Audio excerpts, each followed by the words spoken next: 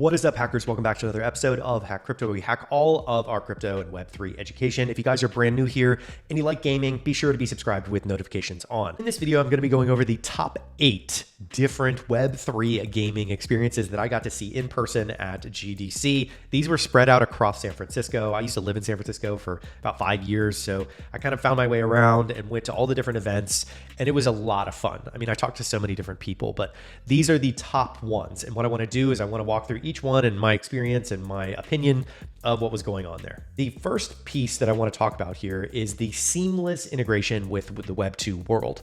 Seeing Web3 gaming really flourish at GDC was special. There was so many different games there, but ultimately it didn't feel like a Web2 versus Web3 world. There were plenty of developers just walking up and playing games, not really thinking about if they were connected to the blockchain or not. And that's the real big theme here. Every developer that I talked to at these Web3 booths was talking about sort of obfuscating the complexity of onboarding Web3 users. Everyone was spinning up wallets in the background while users were signing up seamlessly.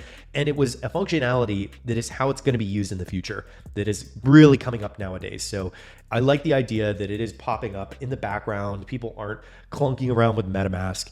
It's literally just a functionality that's there for in-game assets so that you have that ownership and that tokens are able to take place within the game environment. So I really liked that aspect. All the different experiences that I'm going to talk about that were in Moscone are going to be linked in the description. I did a thread on Twitter/X about this, and you can see the actual experience that I got to film while I was there in person, and you can see kind of the vibe at the booth. And most of these were packed, especially the Avalanche one, all day. And it was really incredible, the different type of developers that I was overhearing, that I got to talk to, and just hearing the way that people are thinking through this technology and how it operates in the background. And it's lesser on the front end than what I was expecting. So really interesting to see also the migrations. All the developers that I was talking to were migrating away from Polygon, which was a surprise to me. As somebody who's been bullish on Polygon for many years now, seeing them moving to Arbitrum, Avalanche, and Sui were the top 3 that I saw them moving to. There was another one called Xai Network, XAI, that I hadn't heard of before, but really interesting to see that level of movement taking place. Like, people were all saying that Polygon has become the everything L2, whereas they were focused on specifically on gaming and they needed support. So it seemed that was a big trend. I mean, everybody that I talked to was either migrating onto a new chain, or they were just talking about how they were a bit upset with Polygon currently at its status of supporting developers. So real big eye opener there. I wasn't expecting that to be a huge trend, but there was some really great and constructive conversations that I was having with developers about what the benefits of each one of these chains are and why they were using them. First and foremost, and this is an order of kind of craziness here. So Avalanche took the show completely by their booth. They were right at the entrance of GDC when you walked down the escalator or the stairs to get down into the expo, and it was right there. It said Web3 gaming sucks. And it was such a cool hook because as you walked up to the team and you were like, hey man, what's going on with that slogan? Like, does Web3 gaming suck to you guys? Your Web3 protocol? And it's such a great icebreaker to say like, oh, well, check out these games. And on display behind them at the booth, there was just a row of gamers that were actively playing in real time these different games that are built on Avalanche, which include Shrapnel, which is probably one of the best AAA games that has blockchain technology in it out there. And it also had MegaWeapon, Gunzilla, and multiple others. So seeing them play this in real time, there was a tournament that was taking place, and watching all these Web2 developers come up and say like, whoa, this is built in Web3 technology. Like, how is that possible? Watching that light bulb click was a beautiful example of messaging and converting people into just a piece of technology. It just broke that ice immediately with that huge slogan. So bravo to the Gaming on AVAX team and the whole entire Avalanche ecosystem on breaking that ice immediately with that huge booth. I mean, you'll see with the clip that I'm going to show you of the booth and how big it was, but it was incredible the level of Web2 developers that were coming up and saying like, yeah, we know, like, what is this project? Web3 is kind of a joke. And then they're like, oh, well, all of these behind you on the screen, this huge mega screen behind me that are AAA games, these are actually built on Web3. So, you know, just take what you will. You can play with it if you want. And it was such a fun bridge to get these people onto the technology. Next up, we have Arbitrum. Arbitrum had this really cool spaceship-like experience. And in this experience, it showed the different demos. So Pirate Nation, Kitty Kart was a really fun game, Battle Plan, and Kuroro Beasts. And these were all laid out in the little like loops that they had, like the arches for Arbitrum. And they were all laid out with their different developers that were talking. I got to speak to multiple of the different teams that were there, and just really awesome swag. So they did a great job. Big booth as well. It was off into the back behind the AVAX side of things. So people kind of got a sense right when they saw that huge Web3 gaming sucks sign. They started knowing like, okay, well, is this the Web3 section? And it guided you towards most of the Web3 companies. Next up is Echelon Prime. I had never heard of Echelon Prime before GDC. But when I went up to them and started talking to one of the guys that was running the booth, they built this game called Parallel. And just seeing the gameplay and just understanding how the foundation builds these games and the technology to help Web 2 games integrate with Web 3, it was really cool to understand how all of it fit together. And I hadn't really seen this before and looked it up on Coinbase afterwards, but boy, I was surprised by the quality of the ecosystem that I had never even heard about. So it's always fun learning about like these really thriving ecosystems that you've never even heard about. And I'm really excited to follow this closely because I think that this could be a huge project. I mean, they're already listed on Coinbase.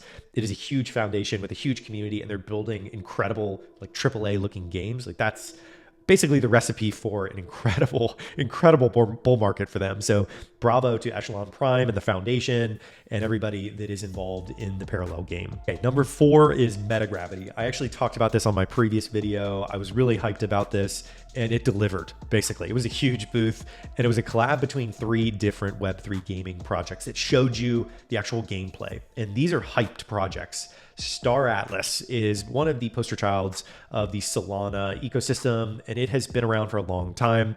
I've had Michael on the channel before, and we talked about Star Atlas long before, many years ago. It felt like 10 years ago, but it was only a couple of years ago. Had him on here, we talked about it, and they've been doing an incredible job building out that game because the gameplay is phenomenal. They did a great job there. Then there was WilderWorld. I didn't know this, but a lot of people have been talking about WilderWorld for multiple years now. And the gameplay that was based in Miami, it was like the Miami map. When they're finished with it, the map is going to be bigger than Grand Theft Auto, which is a statement. Grand Theft Auto is well known for having these huge maps, and having WilderWorld claiming this, that it is going to be like more than that map is bold. So I liked seeing that. Watching the racing gameplay through Miami was really cool. I was very surprised by seeing that demo because it's been so hyped up for such a long time. Lastly, at the MetaGravity booth, there was Earth 2. This was a pretty cool project. There weren't many people at the booth when I was there, but I got to play around with it real quick. And just the resolution of this thing is incredible. It's a replica of Earth that is going to be virtual. And I think that's really clever and cool. And just the resolution alone made it feel like Planet Earth, the documentary series on Netflix that was really fun to play around with. And I like that whole concept of being able to own virtual land that's mimicking the physical world land. So MetaGravity collab booth was a super hit. There were a lot of people there trying to check out WilderWorld and Star Atlas, and also people tinkering with Earth 2. But overall, they crushed it with this collaboration. Next up, we have the Decentraland booth. Friends and partners of Sandstorm. It was really fun going up to their booth, talking to community members that were there. Everybody was wearing the shirts, and it was so fun to talk to them about where things are going, and seeing Web 2 developers come up and ask questions about Decentraland. A lot of people are like, oh, well, is Decentraland dead? What's going on with it? And the DAO has been working really hard to get a lot of different developers involved and getting more content created. And I think they did a really good job with this booth. It was a lot of people coming up and asking questions, and a lot of people asking about the emotes, and a lot of the people asking about avatars. It was really cool because they were in a specific section next to the Day of the Devs in, I think it was Moscone West. Forgot which one it was, but it was in the area where there was a lot of indie devs, which was a good place for the ecosystem there. And they did a great job with the people that were manning the booth and talking about the different things that were going on in the Decentraland world. And I really like the way that they laid it out. I got a magnet, putting it on the back of my car, just saying. It is a pretty cool magnet. We have crypto unicorns. This was a really cool booth. It just had literally a unicorn jumping out of clouds in it. And I saw Crypto Stash put a post out about it, and it was a really great idea and project behind this thing. This was the one that was migrating away from Polygon to Xai Games, the chain there, which is XAI. I had not heard about that before. I tweeted about this previously as one of the ones that I was really excited to talk about. I talked to somebody that was involved in the project there. It was really fun to understand why they were migrating away from Polygon onto this new chain that I had never heard of before that's focused on gaming. But there's a lot of community behind Crypto Unicorns, so I was impressed by this booth. Overall, it met my expectations. The Solana Coffee House. This was pretty incredible. The level of developers that were in this place, it was like wall to wall, basically. And there was a presentation that would go on every once in a while. I got to sit and listen to the presentation of the first ever game that was built entirely on Solana, meaning everything was hosted and stored on chain.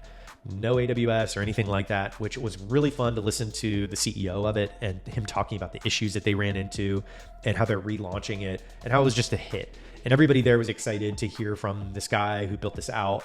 And it was really a fun experience. Great coffee, great swag. I got a koozie from there. And it was just a really good place for the summit to be, or the coffee house to be, because it was right across from Moscone and everybody could just file over there and talk.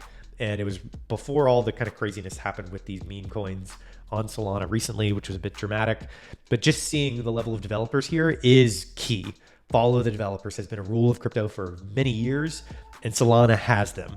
That was the takeaway from that experience, was just the level of development going on, and the interest in it was incredible to see at this Solana Coffee House. Last but most certainly not least, we have the Sui Gaming Summit. This was a really great event. There was a ton of projects going on, and I had not really done much research on Sui. I'd never covered them on the channel. I'd never really done much digging into it, but I had heard of them before. So when I saw that they were doing a gaming summit, figured I'd go check it out. And this thing was hopping. There were people wall to wall in there talking about building on Sui. There were talks in this back area about what was going on Sui, and they had some rock stars up there talking.